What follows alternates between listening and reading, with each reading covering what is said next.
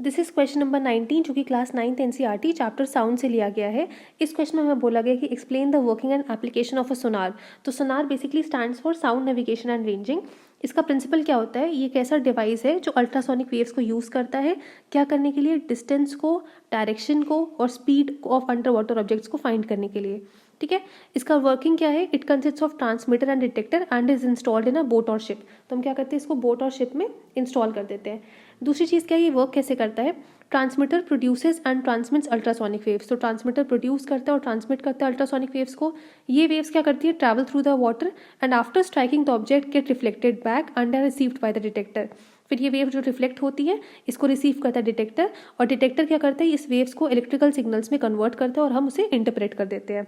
ठीक है, तो इसी को अब हम डायग्राम से समझते हैं। सपोज हमारे पास यहाँ पे क्या है, एक बोट है, ठीक है, जो कि वाटर में है। ये हमारा पूरा वाटर है यहाँ पे। ठीक है, यहाँ पे हमने क्या लगा दिया, ट्रांसमीटर लगा दिया यहाँ पे बोट के एंड पे। ठीक है, और यहाँ पे हमने लगा दिया डिटेक्टर। ठीक है, अच्छा अब हमारे पास क्या है, यहाँ पे एक अंडर वाटर ऑब्जेक्ट है, ये हमारा ऑब्जेक्ट हो गया। तो हमने यहाँ से क्या किया, अल्ट्रासोनिक वेव्स गई, उसके बाद ऑब्जेक्ट को स्ट्राइक करी, रिफ्लेक्ट करी, तो रिफ्लेक्ट करने के बाद डिटेक्टर ने उसको डिटेक्ट कर लिया।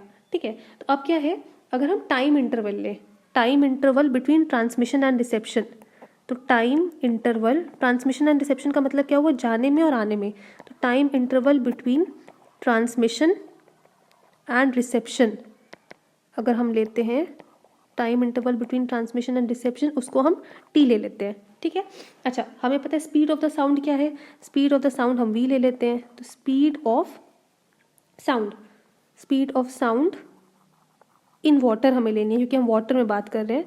तो speed of sound in water is equal to, उसको हम ले लेते हैं वी। तो speed of sound in water हमारी हो गई वी मीटर पर सेकेंड। ठीक है, अब हमें डिस्टेंस देखना है, डिस्टेंस कितना लें।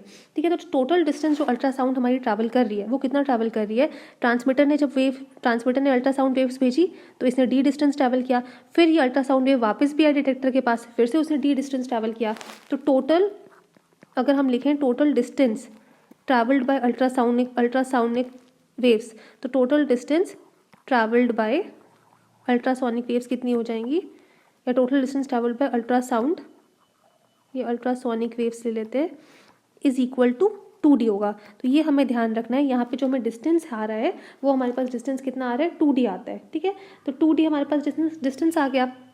अच्छा अब हमें क्या हो गया, तो हम फॉर्मूला लगा सकते हैं यहाँ पे, 2D is equal to v into t, ये हमें फॉर्मूला मिल गया। ठीक है, अच्छा इस प्रोसेस को हम एक और नाम से जानते हैं, इस प्रोसेस को हम नाम से जानते हैं इको रेंजिंग। इस प्रोसेस को हम एक और नाम से जानते हैं जो कि प्रोसेस होता है इको रेंजिंग। ठीक है, अब हमें क्या करना होता है, हमें इस जो ये सोनार है इसका एप्लीकेशन क्या होता है, ये हमें आइडेंटिफाई करने में हेल्प करता है डायरेक्शन, स्पीड या distance of the under water objects. ये हमें डिस्टेंस हेल्प करता है distance of the under water object निकालने के लिए। तो अगर हमें distance of the under water object निकालना है तो हमें डिस्टेंस क्या कैलकुलेट करना होता है, हमें डी कैलकुलेट करना होता है। ठीक है, हम सॉल्व करने में जब हम फॉर्मूला यूज़ करते हैं तब तो हम 2D करते हैं, लेकिन हमें जो फाइनल वैल्यू जो चाहिए होती है हमें, वो हमें कितना चाहिए होता है, वो हमें लास्ट में जो आंसर निकालना होता है वो हमें डी के टर्म्स में निकालना होता है। तो हमें फाइनल